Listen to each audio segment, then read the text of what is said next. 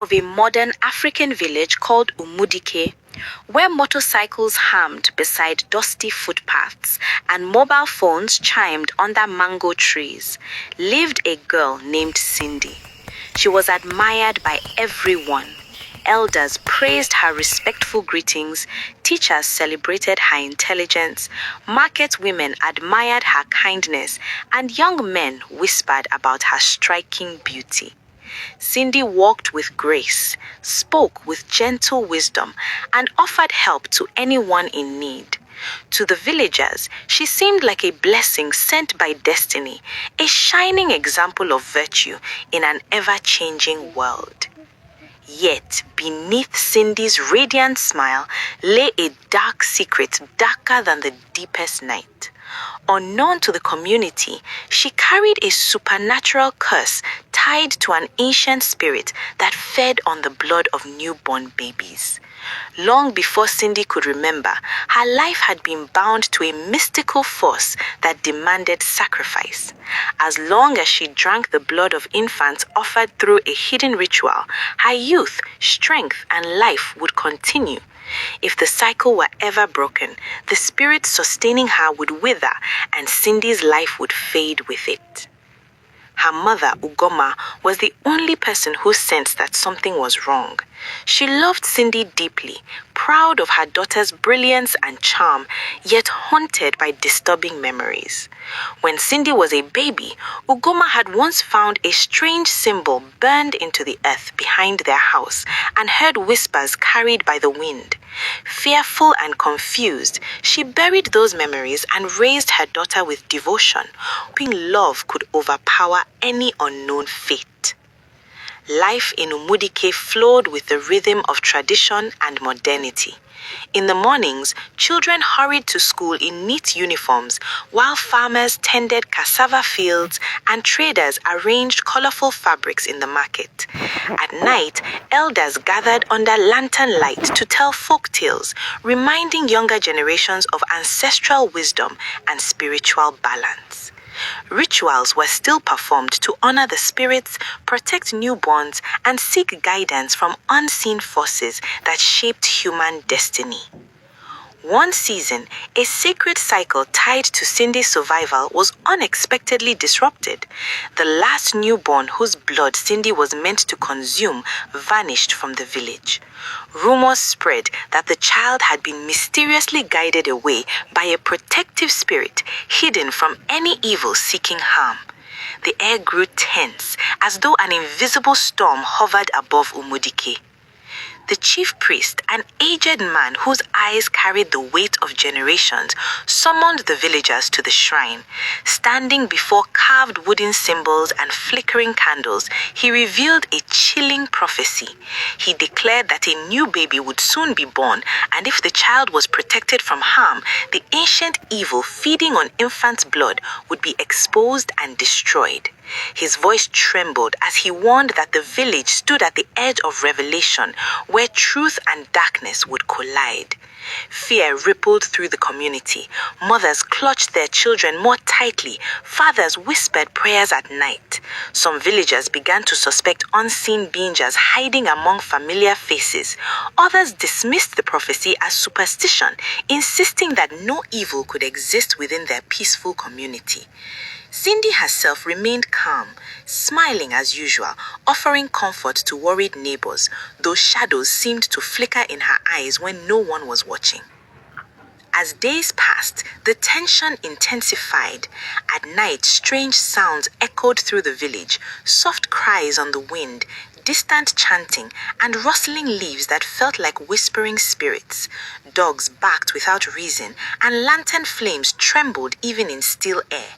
Ugoma noticed that Cindy grew weaker, her laughter quieter, her complexion pale. She asked her daughter if something troubled her, but Cindy only smiled and said she was tired. Then one morning, the village awoke to a shocking sight. Cindy lay lifeless on her bed, her beauty frozen in eerie stillness. The news spread like wildfire. Crowds gathered outside Ugoma's home. Disbelief etched on every face. How could the most beloved girl in Umudike die so suddenly? How could such kindness vanish overnight? Ugoma collapsed in grief, torn between heartbreak and confusion. She wept over her daughter's body, remembering Cindy's laughter, her warmth, her dreams. Yet fragments of old fears returned to her mind, stirring guilt and dread. Had she ignored signs she should have confronted? Had love blinded her to a terrible truth? Chief priest arrived with elders and spiritual attendants. Candles were lit and protective chants filled the room. As sacred incense burned, the priest began a ritual to reveal hidden truths. The air thickened with supernatural tension, and the crowd outside fell silent, waiting for answers. During the ceremony, a vision unfolded. The priest described how an ancient spirit had bound itself to Cindy's life, feeding on innocent blood to preserve her existence. The disrupted cycle had starved the spirit, severing its power and ending Cindy's life. Gasps erupted among the villagers. The realization struck like thunder. The girl they admired had unknowingly carried a curse tied to the suffering of newborns. Shock turned into fear, fear into moral conflict. Some villagers felt betrayed, struggling to reconcile Cindy's kindness with the horrifying truth. Others felt compassion, recognizing that she too had been a victim of a destiny imposed upon her. Mothers wept for the children who might have been harmed. Elders debated justice, destiny, and responsibility, reminding everyone that evil can hide behind the most beautiful appearances.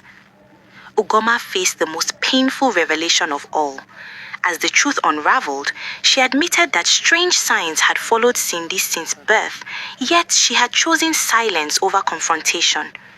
Overwhelmed by guilt, she begged the spirits for forgiveness, mourning not only her daughter's death, but also the lives lost to the curse. Soon after, a new baby was born in Umudike. Determined to fulfill the prophecy, the villagers united to protect the child. They organized night watches, offered prayers, and performed cleansing rituals to banish lingering darkness.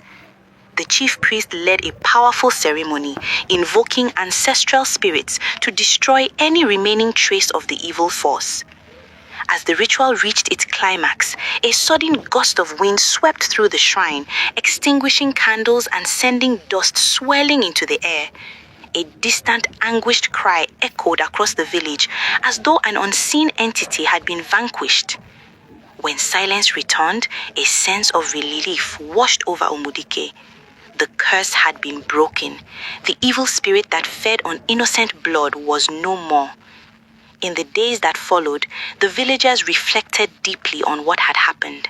They mourned Cindy with complicated emotions, sorrow for her death, anger at the hidden darkness, and compassion for the life she had been forced to live.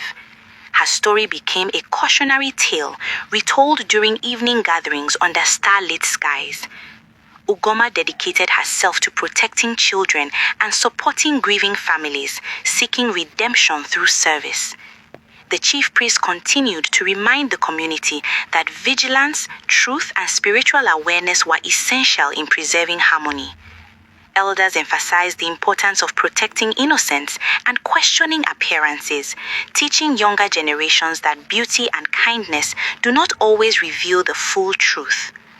Years later, when lanterns glowed and storytellers gathered children around crackling fires, the tale of Cindy was shared as a haunting lesson. It reminded listeners that darkness can hide behind charming smiles, that love must sometimes confront painful truths, and that destiny can be challenged through unity, wisdom, and moral courage. And so the people of Umudike carried forward a powerful moral.